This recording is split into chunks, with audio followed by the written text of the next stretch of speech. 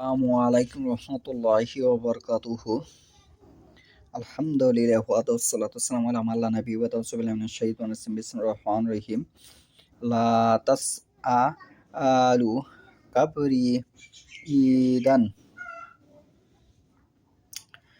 আজকের বক্তব্যের বিষয় হলো রাসূলুল্লাহ সাল্লাল্লাহু আলাইহি ওয়াসাল্লাম কবর সম্পর্কে কি বলে গেছেন সে সম্পর্কে। আজকাল কবরকে মাজার বলা হচ্ছে, যার অর্থ পবিত্র সফরের স্থান। অথচ রাসূলুল্লাহ সাল্লাল্লাহু আলাইহি ওয়াসাল্লাম বলে গেছেন, নেকি হাসিলের উদ্দেশ্যে তিনটি স্থান ব্যতীত সফর করা যাবে না। ১. মসজিদুল হারাম, ২. মসজিদুল আকসা, ৩. মসজিদে নববী ও আমারে মসজিদ বোঝানো হয়েছে, মানে মসজিদে নববী। এই হাদিসটি পাবেন আপনি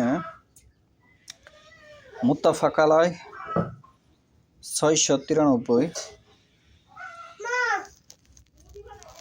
তিনি বলেছেন, লা তাসআলু কাবরি ইদান। তিনি তার উম্মতের উদ্দেশ্যে বলেন, তোমরা আমার কবরকে তৃতীয় স্থানে পরিণত করো না। হাদিসটি পাবেন আপনি নাসাই, আবু দাউদ ৯২৬।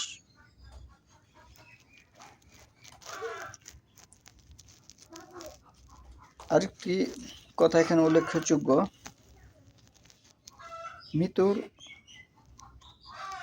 মৃত্যুর ৫ দিন পূর্বে তিনি উম্মতকে সাবধান করে বলেন, রাসূলুল্লাহ সাল্লাল্লাহু আলাইহি ওয়াসাল্লাম ইন্তিকালের ৫ দিন পূর্বে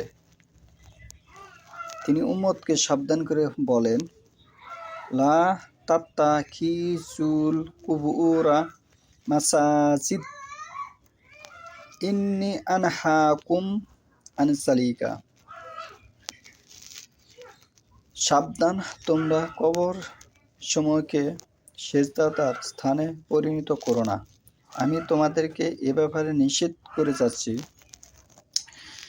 কোরআনে যেমন আদেশ ও নিষেধ আছে, অনুরূপভাবে হাদিসেও আদেশ ও নিষেধ আছে।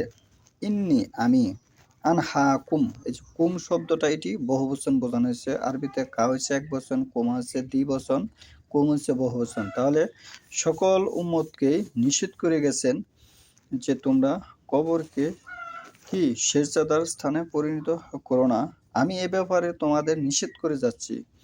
এই দলিলটি পাবেন আপনি মুসলিম শরীফের ১২১৬, তার মানে ১২১৬ নম্বর হাদিস।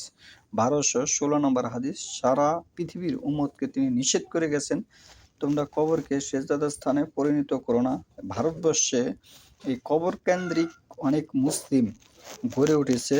আজারে ৯৯০% মানুষই কবর কেন্দ্রিক মুসলিম, যেটা একেবারে কোরআন এবং হাদিসের বিরোধিতা করছে। মূলত এই কবর কেন্দ্রিক যে ইসলামটা, এটি রাসূলুল্লাহ সাল্লাল্লাহু আলাইহি ওয়াসাল্লাম নিষেধাজ্ঞার ইসলাম।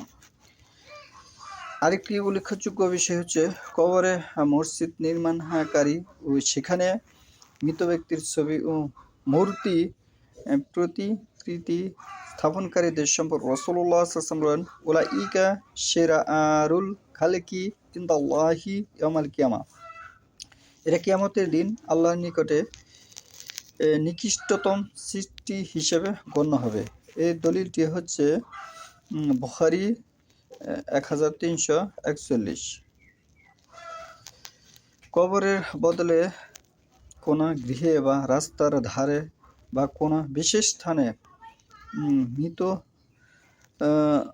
পূর্ণদেহী প্রতিকৃতি নির্মাণ করে স্মৃতিচিহ্ন স্থাপন করে সেখানে শ্রদ্ধা নিবেদন করা ও নীরবে দাঁড়িয়ে থাকা পরিষ্কারভাবে মূর্তি পূজার শামিল, যা পৃষ্ঠ শিরক এবং যা থেকে বিরত থাকা অপরিহার্য। উল্লেখ হচ্ছে, মাথাসহ ছবি ও মূর্তি পুরা মূর্তির শামিল, যা সর্বদা নিষেধ। এই দলিলটি হচ্ছে আবু দাউদ 4158 এই দলিলটি 4158। এই হচ্ছে আমাদের ভারতবর্ষের ইসলামের যে বিষয়গুলো এবং হাদিসের যে বিষয়গুলো, হাদিসে হিসেবে পুরোপুরিভাবে নিষেধাজ্ঞা এসেছে, যা আমাদের ভারতবর্ষের মানুষ এই নিষেধাজ্ঞা ইসলামের সাথে জড়িত বেশি, যেটি কোরআন এবং হাদিসের বিরোধিতা হচ্ছে। সূরা তবার মধ্যে স্পষ্টভাবে বক্তব্য এসেছে যে আপনি কোনো মুশরিক মুনাফিক, মোট কথা হচ্ছে ওহী বিদ্বেষী লোকের জন্য দোয়া বা সালাত বা জানাজা আদায় করতে পারবেন না। এটি নিষেধ, সূরা তবার মধ্যে স্পষ্টভাবে নিষেধ এসেছে। তার মানে হাদিসে এসেছে যে কবর পূজা করা যাবে না, তার মানে যে করে তার জানাজা এবং তার জন্য দোয়া করা যাবে না। যে আল্লাহ রাসূলকে ভালোবাসে, আল্লাহকে ভালোবাসে, যে ইসলাম ধর্মকে ভালোবাসে, যে হাদিসকে ভালোবাসে।